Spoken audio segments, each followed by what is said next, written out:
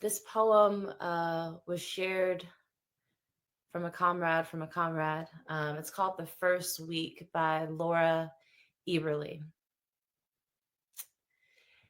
If we all agreed to, on Monday, we could plant a pollinator garden on every corner and turn over one parking spot per block to vegetables and fruit.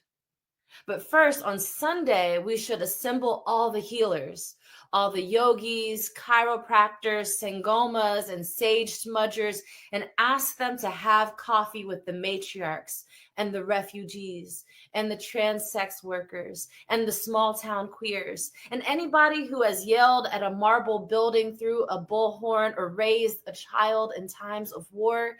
And by lunchtime, all of us could learn to locate, heal, and fortify our spines.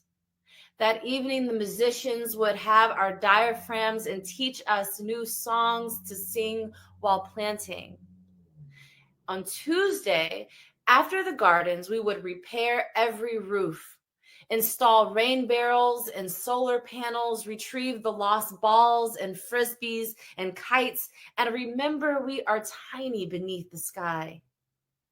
On Wednesday, we'd fix the heaters so the gas would never be cut off and install a tiny lead filter in every faucet. By Thursday, we would know each other's names and begin to tell our stories. Then the farmers and the roofers and the plumbers would be honored by the lawyers and the doctors who had spent their first week ever listening. Next, venerations and reparations by the bankers and professors who will learn that education isn't learning and money isn't value and nothing is the feel of the soil in your hands or throwing back your head to sing. For we will ache for love and owning nothing. And for the first time, that will make us unafraid.